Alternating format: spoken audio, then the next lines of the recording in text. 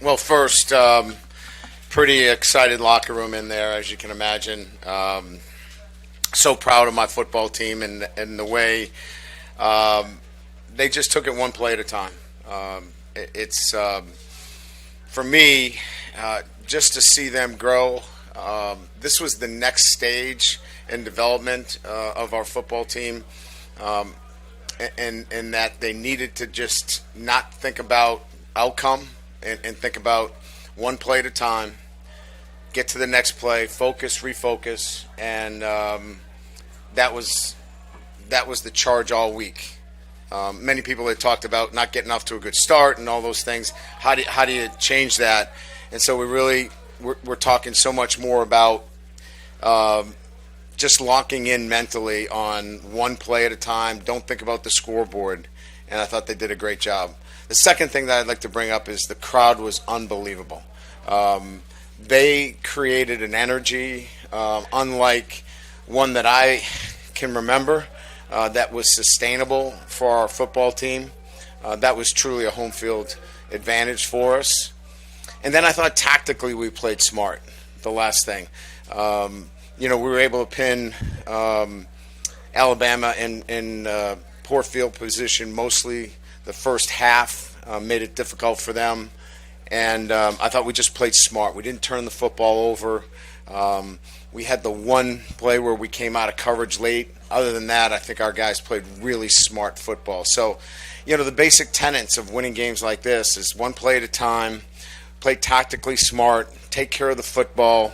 I thought we did all those things and really grew up today. So with that, I'll open it up to questions. Microphone. Coach, the thinking on the two-point conversion, when you got the ball, were you saying we're going to take it and if we score, we're going to go for it, or was it a decision at that moment?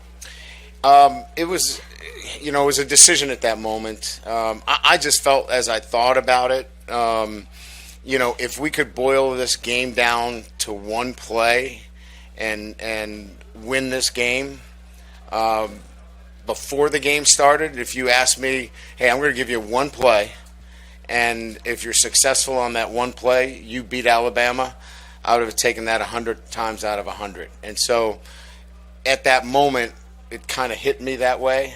And I knew we had a really good play that we hadn't used and they hadn't seen. And when you get 5 out on the perimeter, you truly have a threat. And so I felt really good about the play, and it was well executed, and that was the thought behind it. Yeah, hey, Coach, right here. Just what can you say about Jayden Daniels? Obviously, another tremendous performance from him, and continues to just grow by the week. What can you say about his play? Yeah, I mean, look, we're not here unless our quarterback plays really well. This is whether it's Pee Wee football or high school football, college football, or the NFL. Your quarterback has to play well, and he did some really amazing things, and in particular late, right? I mean, he made big plays late when he needed to. He ran when he needed to. He threw it and made big plays. But, look, this is a team game. We did some great things defensively. Our special teams was good.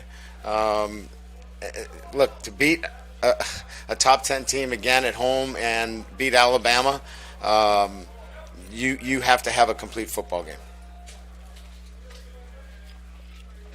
No more questions? Okay. Over here. Coach. Right here. You said it was important to have Harold Perkins and B.J. Ojolari on the field at the same time. Their pass rush eliminated a lot of Bryce Young's opportunities tonight, especially that pivotal one the first half. What makes them so effective together? Well, I think it's just about really putting 11 of your best players on the field at the same time more than anything else. I don't know that there's anything, tactically that says those two guys. I think it's just the collection of getting your best 11 guys on the field. And, Harold's still learning, right? I mean, there's things that you don't see that, we have to adjust when he comes over on the sideline. But there's some things that he does that you can't coach either. So there's the pluses and the minuses there, but clearly when he's on the field, he's making plays and he's productive.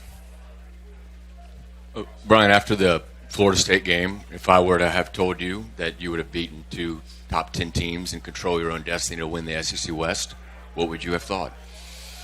Yeah, I mean, look, I knew after the Florida State game that we were going to get better. I knew this football team was going to be a better team in November. But I don't think that I've ever in my career kind of looked at the crystal ball and kind of said, hey, this is how many wins we're going to get or how many losses. What I did know is they had fight in them after the Florida State game. The way they came back, the way they battled. You know, we got an extra point block. Like, that's on me. Like, it wasn't on them. So I knew that there were good days ahead for this group. How they have worked out, and that's kind of why I went for it. I'm willing to do anything for this group because I think that they have shown that they'll make it happen some way, and they did again tonight. Hey, Coach, just right here. With the two young tackles, how do you think they sort of held up today against one of the best pass rushers in the nation? I don't know how they do it, to be honest with you. It's amazing. Now, they have a mental toughness that is unusual for their age and lack of experience. They just are so strong mentally that they can go back after Campbell gives up a sack and he comes to the sideline and he can explain to me precisely what happened and the steps that he's going to take that it never happens again for the rest of his life. Like, I'm like, whoa, we're good. We're good here. Just get to the next play. But that's how unusual those two freshmen are. They are so focused on doing their job and doing it well. It's quite unusual.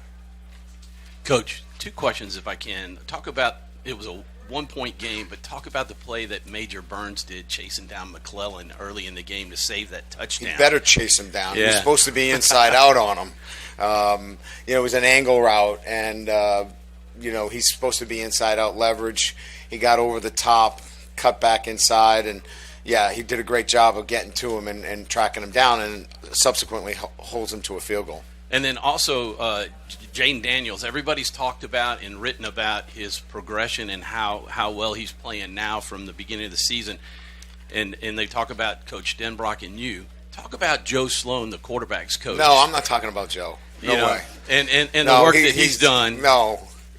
He wants to run for governor, Joe. So he's got a career in politics. Joe's been amazing. He really has. He's fun to work with.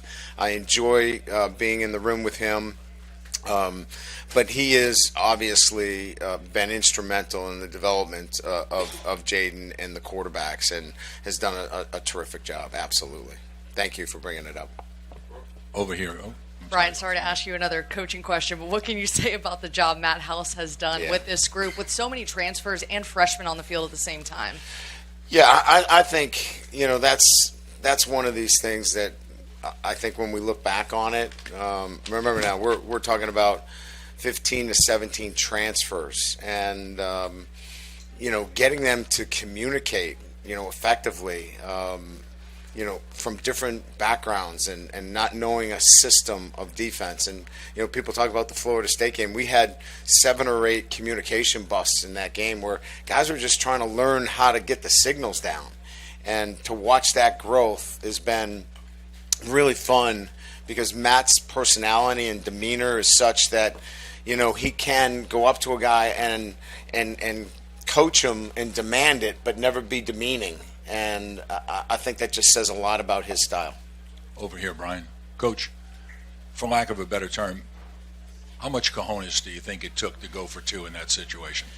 Well, look, you're going to get second-guessed if you don't get it. I get it. But to me, I just felt like I looked at our team, I assessed the situation, and I just felt like it was the right thing to do. I felt like, I don't know that our fans would have been criticizing. They want me to get the win. That's what I'm here for. But I think if you look at it and you say, well, let's get the quarterback in a good play. Let's get him on the edge. Let's utilize his talents. you really can't quarrel with the decision. So I don't know that it was that much of a huge decision from that perspective. Coach, what in the second quarter on Sage Ryan's strip, what were you told and the explanation from the officials on They said that he had not gained full possession, and because of that, when the ball was then slapped out of his hands, the tight end was out of bounds. So therefore, there was no recovery.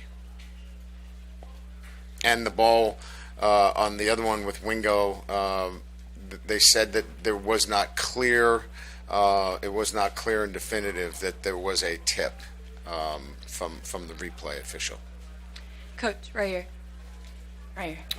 Before the season started, when you first took the job, you said you weren't scared to come to the SEC because you wanted games like this, you wanted challenges like this, and you said you wanted to beat Nick Saban. So what does it feel like now that, all that kind of came into fruition? Yeah, so, that's a soundbite, right? I mean, this is really about, building a program and, doing it, week in and week out. And, we're here to graduate champions, and we want to win a championship. Now, we've put ourselves in a position where in November, we're contenders for the SEC championship. But, we've got Arkansas next. We're going to enjoy this win over the next 24 hours, and then we're going to get ready for Arkansas. So, that was a bit of a, press conference soundbite. But it's really about building a program here at LSU that can graduate its players and win championships, and that's why I'm here. Okay, you got time for two more, Wilson and Brody. Brian, specifically, if you could share it, what was the name of the two-point call, and just kind of how did it work? Why did you feel confident in it? Well, it's a play that gives you options at the quarterback position. We're in a sprint out. The ball was in the middle of the field. It gives you the option if they are going to blitz inside, you're out on the perimeter. If they come off the edge, you've got the ability to get the ball out of hand quickly. If they play bracket coverage and they want to double out the receivers, you got a quarterback now on the perimeter, very dangerous. So it's kind of one of those catch-all plays that gets your best player with the ball in his hands on the perimeter, where he can make multiple decisions. And I felt like if we're going to go for two, let's get him moving and give him multiple options, and he'll kind of sort it out and make the play necessary. I believe you told ESPN after the game that you were kind of emotional. I guess I was. Yeah, you're at this point, year one in this program. I guess why are you emotional? Because that was such a great game. I mean, and I had never beaten Alabama, and so me too. That's my friend Pam. She hasn't beaten Alabama either. She's been with me. Those things are kind of like you want to check the box and move on. And so, you get a little emotional about those. And I was emotional, not for myself, but I was emotional for our team because I know what we look like in January, and to see where we are today, that's pretty emotional. Great. Thank you.